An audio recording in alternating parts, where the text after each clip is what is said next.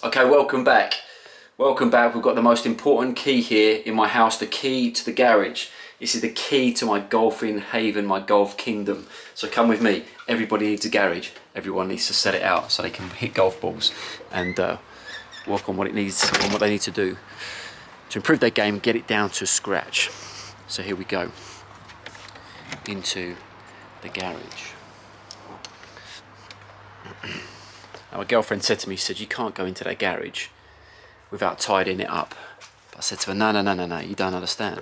People need to realise, it doesn't matter how little space you've got, you need to do what you can to make it work. So here you go, you see, I've got my two mats down here, got my net up there, over in this corner here, I've got every golf gadget you can think of collecting dust, like they all do. You know, you pull out your wallet, you pull out your credit card, next thing it's sitting in a box, never being used.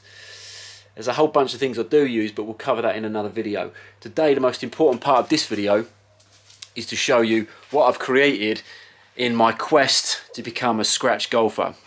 And here it is in all its glory. Maybe this can help you, but this is definitely going to help me by, you guys watching me, keeping me accountable. So in the middle here, you can see it says scratch golf.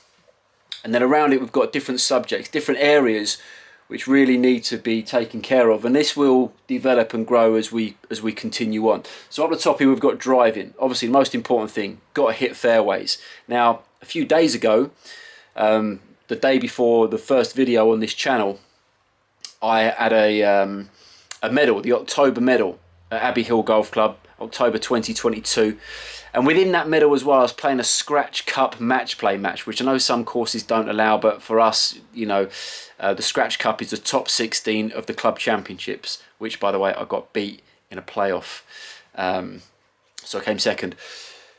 But yeah, I had a tough Scratch Cup match, and let me tell you, I couldn't hit, well, actually, tell a lie, I hit a few fairways. I couldn't hit a green for love nor money. I think I had 4 greens in regulation. But I chipped and I putted like an absolute legend. It was a masterclass in putting. In fact, in one particular hole, I duffed a shot to the left. I was on the par 4 on the green in 3. I had a really long putt. And this was a crucial part of the match, a 15th hole. And I've just sunk this putt and I've done this with my cap. I was like, oh, sorry, James. It was like, it was a bit embarrassing. It was that good. So anyway, so we've got driving. What can we do to improve driving, or what I'm going to be working on? So obviously we've got technique, because technique, runs through all of your clubs. And then we've got speed and distance, and the things that I'm going to be doing for speed and for distance. Mechanical wise, there's a lot of the mechanics which, I'll be using, or a lot of things I'll be focusing on for driving, the same as I will for iron play. And a lot of that is stuff I've learned previously from my coach, who I don't see anymore because unfortunately he had a stroke and he's out of action right now. That's my local coach. But then there's another guy, Marcus Bell from Zen Golf Mechanics. You've probably seen his channel. In fact, you might even recognise this down here. You see, that's the Zen board there with an 8 board on top. We've got the balance board over there. In fact, to be honest, Marcus could probably come here and do a lesson himself. There's so much equipment in here that he uses. So that's that. So things like ground pressures. What's interesting is that as you get to know me, you'll realise that there's, how can I put it? There's the function. There's the natural functioning of the body. Because to me, the body is the tool. Spend money on your body, not on new golf clubs, because your body is the tool. Or spend your money on lessons with people who teach you how to use your body better. I'll introduce you to my movement coach as well at some point in the future. But to me, there's the whole function, getting your body to work more efficiently, so you can generate more force, increase club head speed, strike the ball better, more pure. But I also love videoing. I love video. You see over here, you'll see my iPad just charging. Over there, you'll see the mirror. That's for me to, to be looking at my side view. You'll see over here, the freezer. You see here, I've got another iPad holder there. That's for, I do a lot of that with the front view. But let me tell you, the way I got down to 4.1 is because, see these buckets of balls down here?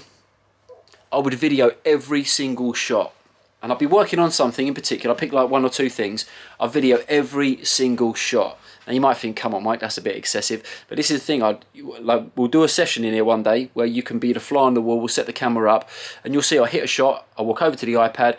I'll click on the thing. I'll move it back and forwards. I'll see what I like, what I don't like, and then I'll go again. And I'll keep doing it until I'm happy, until I have a feel, something that makes me feel like I've progressed. Because guess what? When it's looking great, yeah, I come back the next day and guess what? It's gone back to how it was. And the amount of work I've had to put to eliminate things I don't like.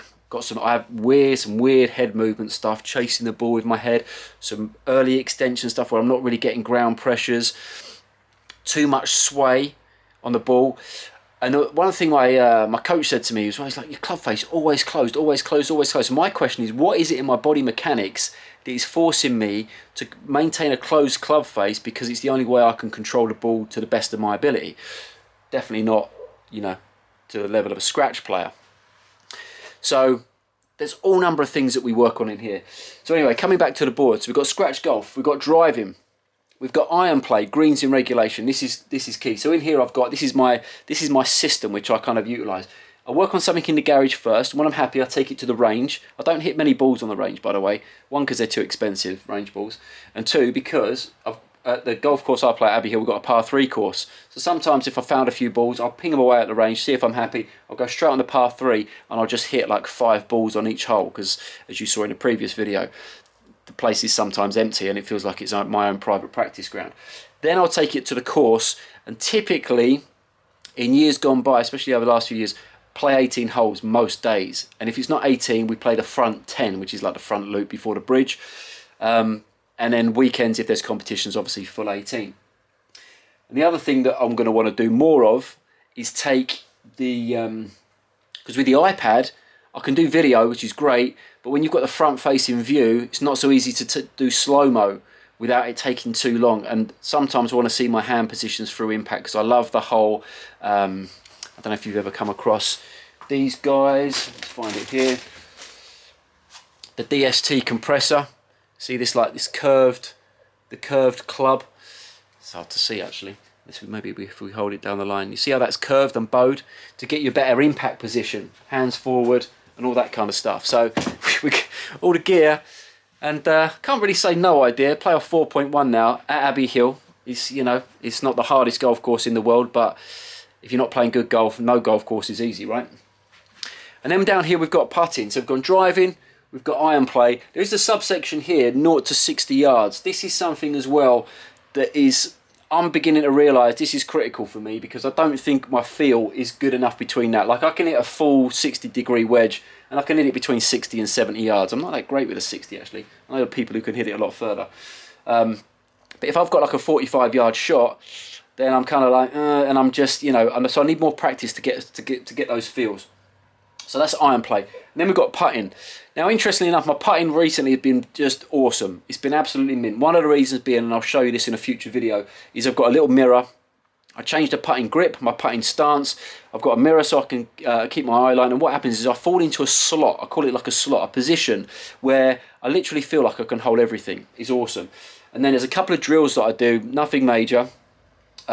Just, you know, like 3 balls on the putting green, but then I usually do that first, and then I go and do some chipping. This is before a competition. Then I come back and I do a 1 ball, you know, sort of challenge just around the holes, just so I get feel for distance control. And there's a few other things as well. I've got a secret weapon, but I can't tell you about that just yet because this thing isn't produced and it's a long story. Then down here we've got chipping. Chipping, this is probably where, this is the one aspect, you've all heard it, you've all heard professionals say, oh, if we would give one advice to an amateur, it's that they want to spend more time on their short game. So I've got here chipping green, I've got here par 3, because I like to spend a couple of hours on the par 3 as often as possible during the week, because that way I can do some, you know, like 90-yard shots, 120 yard shots, but also I can drop a lot of balls around the green and practice loads of chipping shots. And then I've written here down here, Damo Woven. Now Damien is a guy we sponsor, my company sponsors. He's a member of Woven. He's awesome. I mentioned him in the last video, and sometimes, you know, I go down to the practice green or down to the practice area in Woburn, probably the best practice ground in the country, and I take him on with like a chipping challenge, and it's awesome. Keeps the game sharp. Over here we've got bunker play. I don't ever practice bunker play. So this is critical, and I'll tell you why in a second. The only bunkers we've got on at Abbey Hill are either on the course, on the 18 hole, or on the par 3. So what I really need to do is dedicate some time where I go, right, I'm going to the par 3 course, I'm not going to hit any other shots apart from bunker shots, and commit to time. And because to me sometimes it's like, look, just lock in 30 minutes and just do it, because once you've done it, your feels get, you know, sharper, and that's that. And then finally over here we've got playing competitions. Now this is easy in the summertime, right? You can play medals and that kind of thing. But my weakness is I don't play enough courses. I'm confident at Abbey Hill, but being confident at Abbey Hill and then going to Woburn to play, different ball game. I think if I was at Woburn, I'm not sure my handicap would be anywhere near 4, but it needs to be. And the thing is if let me just put this on the hook.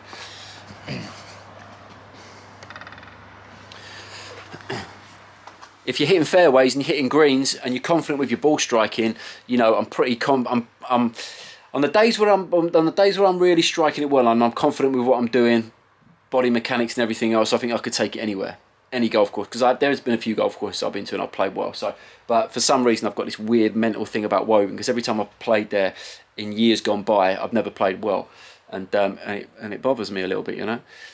So, especially because the pros can go there and rip the course to pieces, and I'm thinking, well, if I want to be that good, then I need to rip the course to pieces. And I know Damo, he can rip the course to pieces. It's about time I did.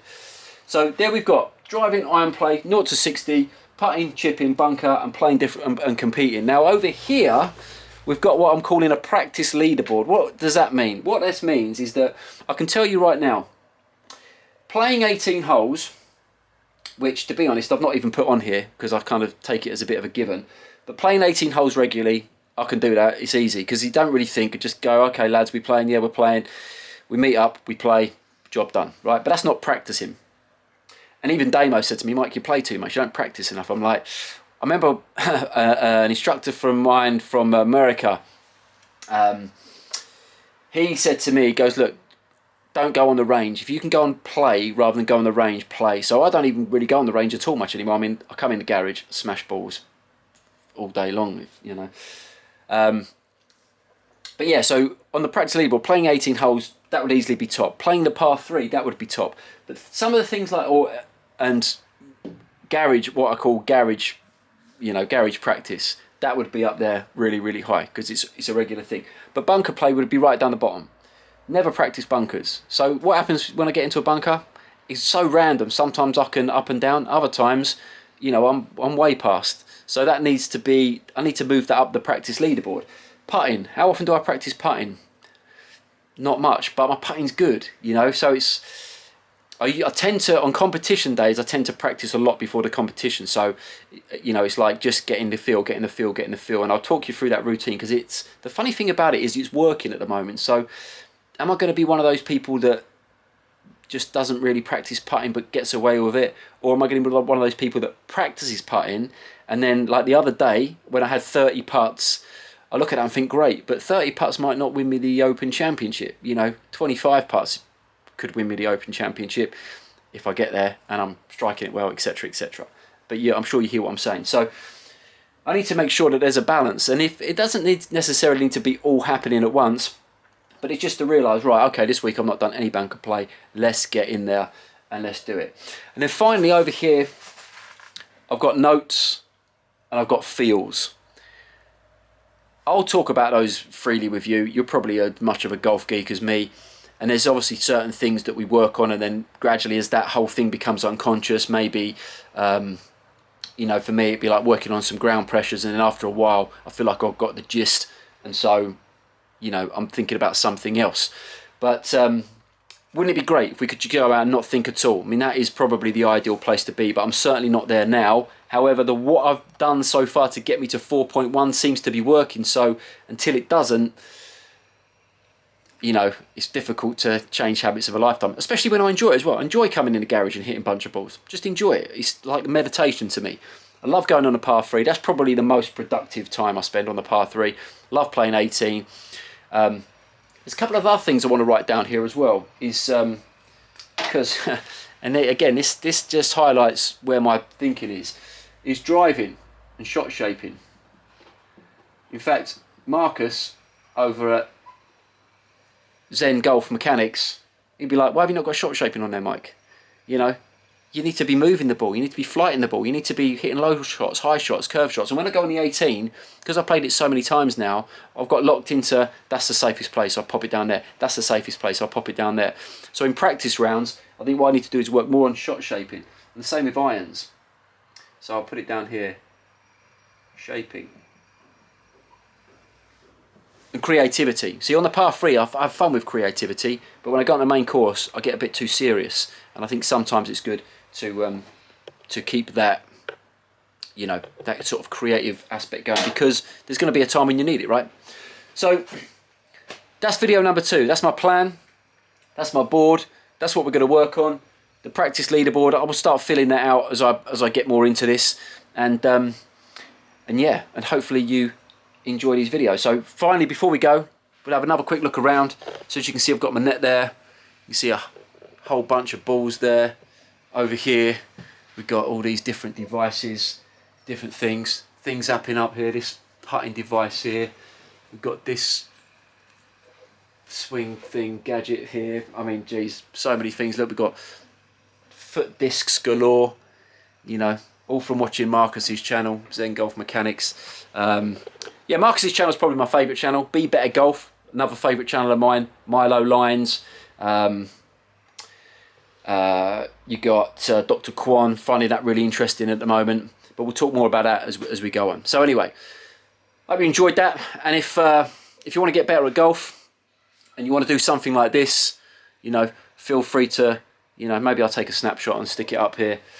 And yeah, start thinking, breaking it all down and thinking, how can you improve each of those different areas? And that's the other thing as well. On the 18 hole, I need to start tracking. I need to track more.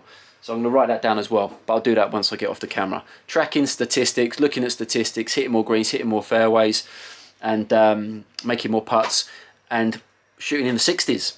All right, so enjoy, and we'll see you on the next video.